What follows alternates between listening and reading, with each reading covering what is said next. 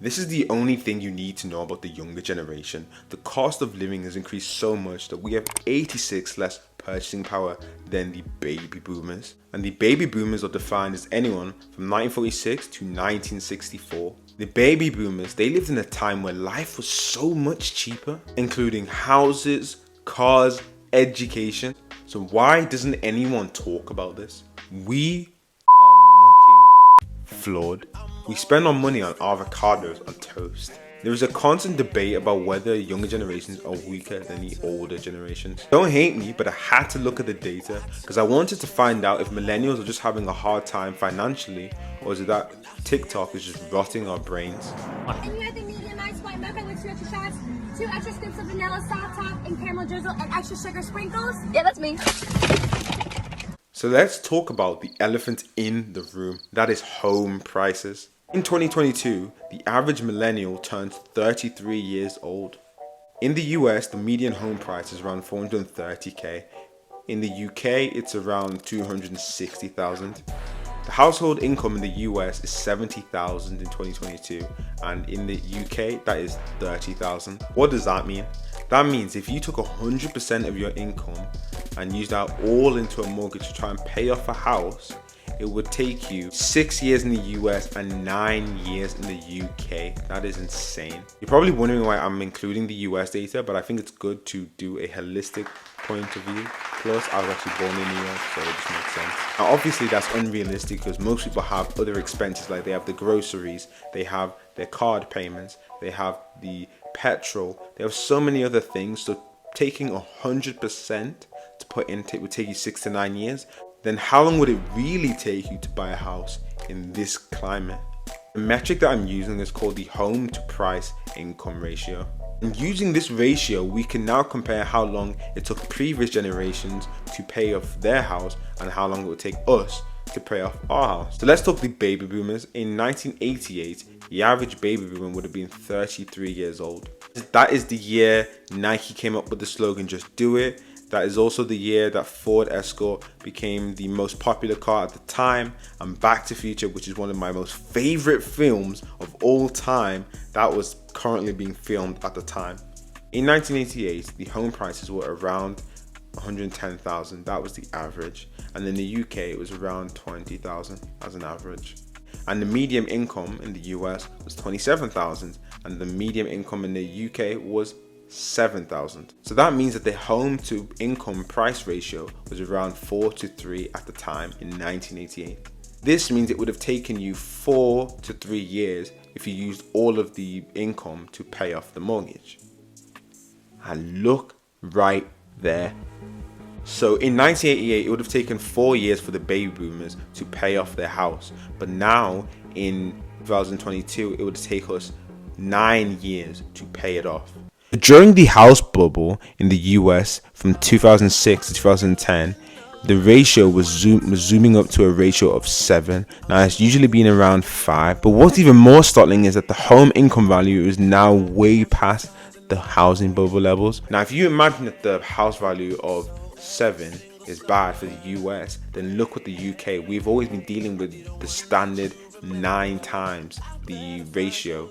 Read this title again, full stop. We are the poorest generation to exist, living in the wealthiest transfer of wealth. This is a graph of the median household income plotted against the House Shiller Index. And that's the index that seeks to measure the price of existing homes. Now I know there's a lot of graphs, but if you've ever done GCSE maths, it's like they'll say like explain the trend, explain what's going on in this graph.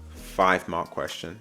So you can see that the black line is above the index from 1955 to 2005. And the black line being above the red line is actually a good thing because that means price is manageable, and that means the price of the home is manageable.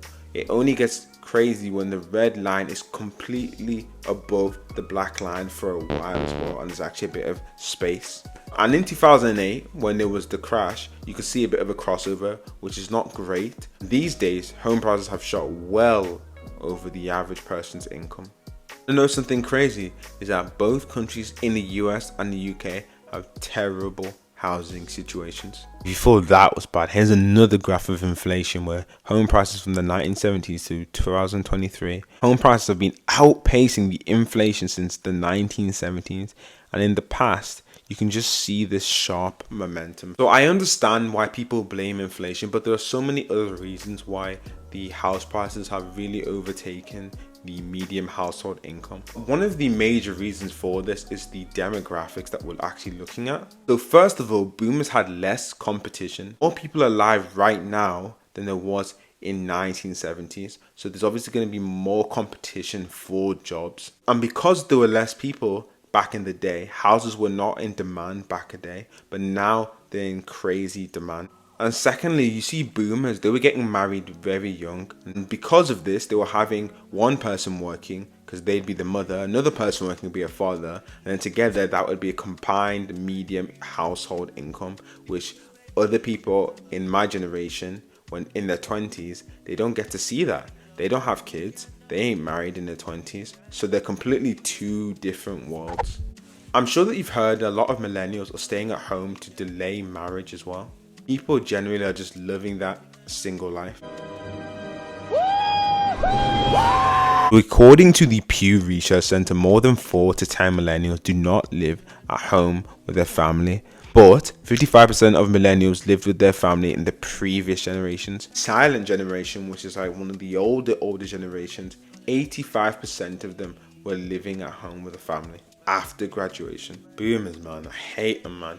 They're just so lucky. They experienced a lower cost of education, and they also experienced lower tuition fees. This is me, Black Consensus right now. I'm currently paying 16 to 18k a year just to go to university.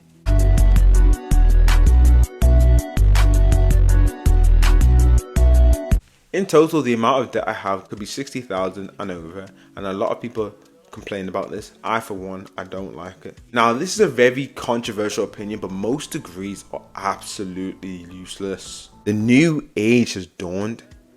The age of making money online, netting thousands upon thousands, selling to customer worldwide, having no serious limitations.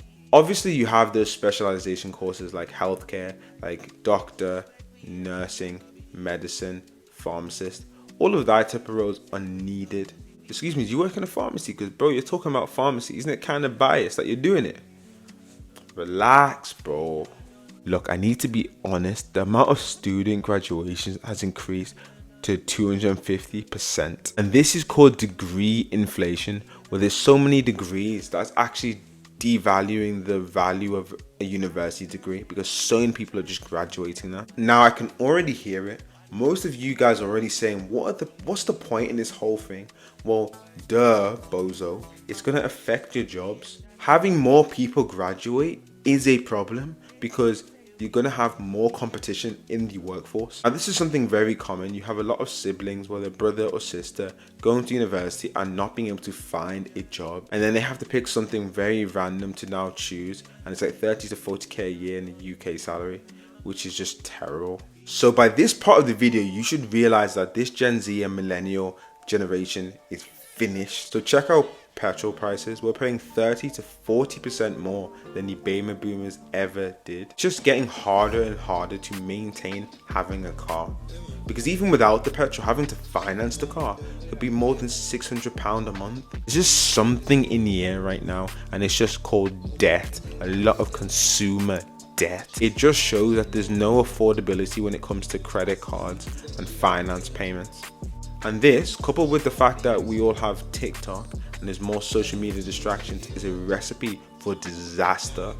So this is the worst type of recipe. So think about your friendship group. Think about the worst cook in your friendship group. And then what if you had to live on their food for the rest of your life?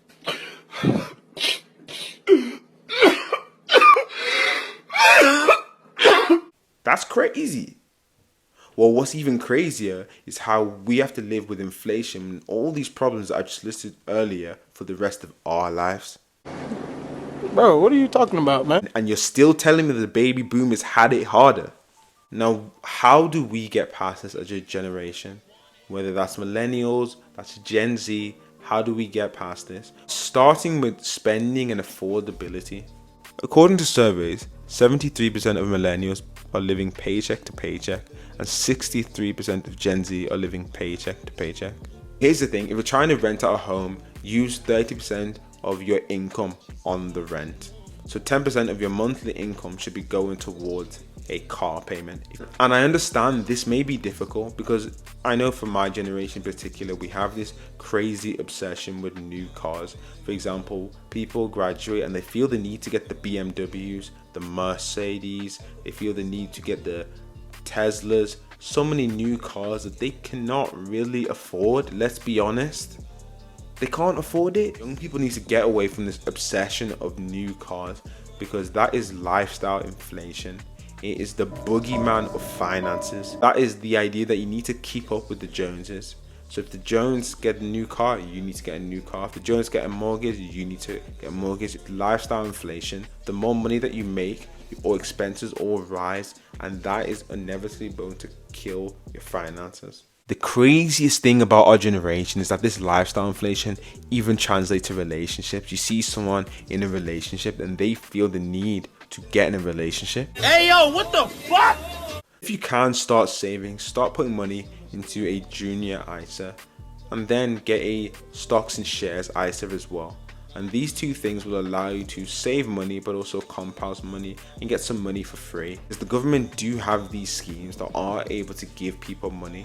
So you just need to look for it. Finally, ladies and gentlemen, do not get comfortable at your job. One of the most interesting things that I found out about making this video was that people who change jobs more make more money because they're having to change jobs and they have to constantly retest their skills and really put themselves in the firing line repeatedly, and they're constantly demanding higher and higher rates. And personally, and this is anecdotally, I know someone who was started off making 30k a year in kind of like the whole finance accounting route, and then over time, 6 years later, she was able to make 100k a year. And that was a case of each year or every 2 years she was changing her job, asking her employer for a raise. If they didn't want to give her a raise, she would then leave the company and go to another company where she knows she has the skills, and then they would pay the amount that she deserves. 70k increase in 5 years is not bad. Generally, the acquisition of new skills will always result in just more pay. You're always paid on your value to the company as opposed to just having a certain job that just keeps you there. That should be a song, value over money. Something like that, something that tells people that value is way greater than a salary or a paycheck. I'm not telling you to do a job just for the sake of money. Or should you? No, I'm joking. You shouldn't. You should do what you enjoy, coupled with what you're good at, coupled with what the market demands. Don't forget to like and subscribe, and I will see you in the next video.